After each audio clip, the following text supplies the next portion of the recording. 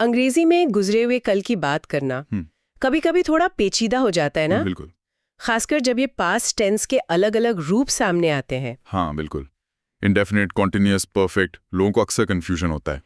इसीलिए आज हमारे पास अंग्रेजी सिखाने वाली कुछ अच्छी जानकारी है जो इसे क्या कहते हैं गुत्थी को सुलझाएगी।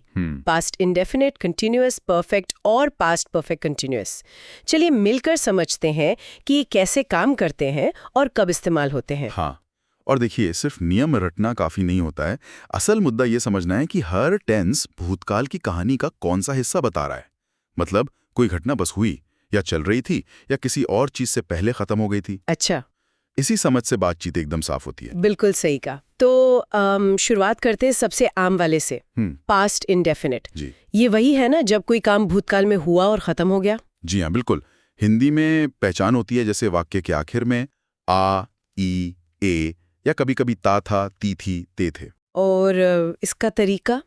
वो तो सीधा है शायद। हाँ, सीधा है। सब्जेक्ट के साथ वर्ब का दूसरा रूप V2, मतलब क्रिया का पास्ट सिंपल फॉर्म। हाँ, जैसे गो का वेंट। एग्जैक्टली।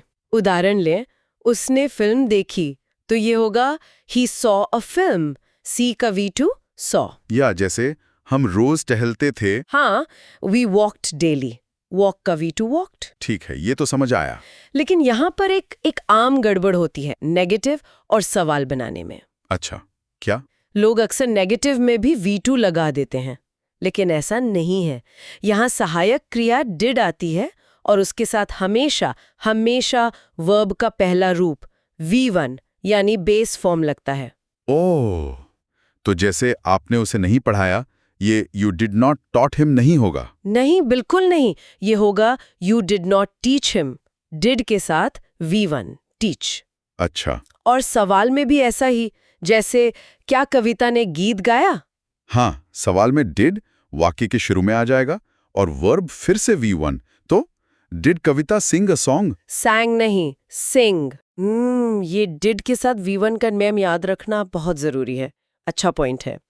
तो ये तो हुई बात उन घटनाओं की जो बस हुई और खत्म हो गई। अब अगर कोई काम भूतकाल में किसी समय चल रहा था, उसके लिए क्या है? उसके लिए आता है पास्ट कंटिन्यूअस। कंटिन्यूअस मतलब जारी था। हाँ, पहचान है रहा था, रही थी, रहे थे।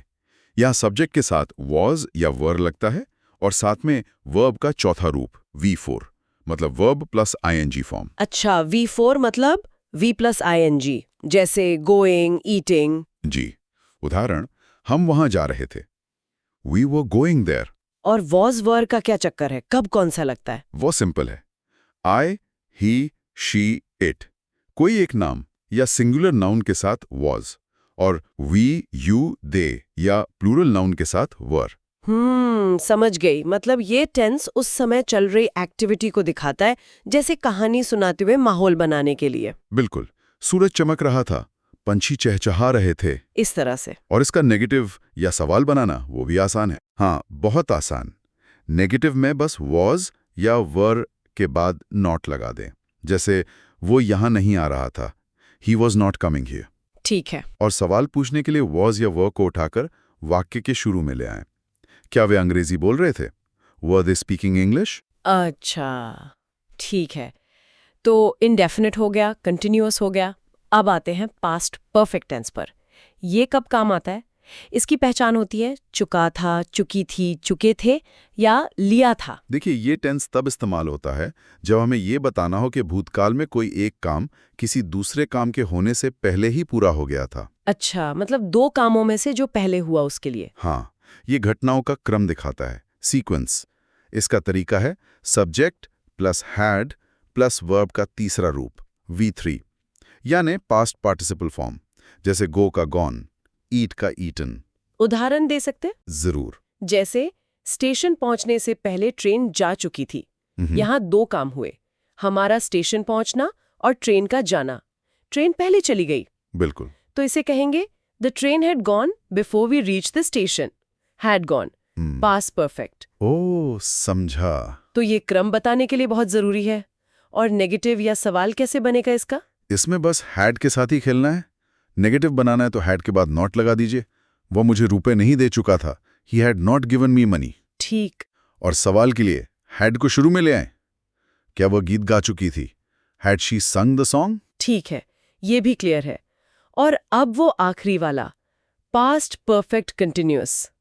ये सुनने में ही सबसे लंबा और शायद मुश्किल लगता है। हाँ, थोड़ा लंबा है नाम में। पहचान थी, ता आ रहा था, ती आ रही थी, और साथ में समय भी बताया होता है, यही ना? बिल्कुल।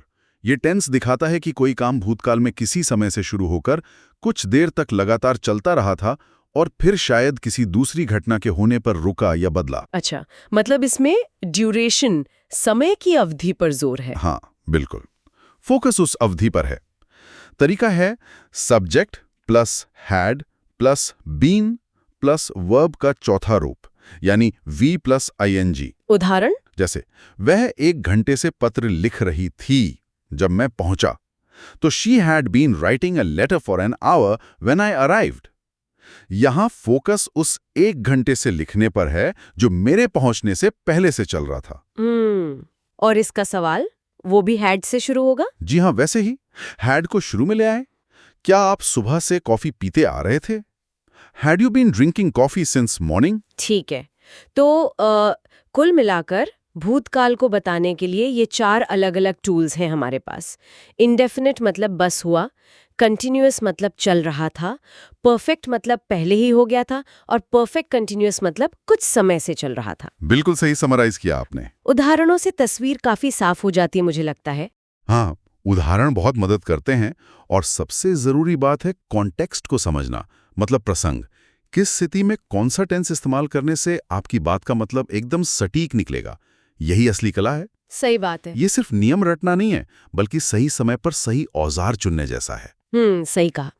तो अब जब ये स्ट्रक्चर और पहचान वगैरह स्पष्ट हो गई है, हाँ। तो अब सोचने वाली बात ये है कि अपनी रोज की अंग्रेजी बातचीत या लिखने में इन चारों टेंसेस का इस्तेमाल इतनी सफाई से कैसे करें कि सुनने वाले को ठीक वही समझ आए जो हम कहना चाहते हैं, बिना किसी उलझन के।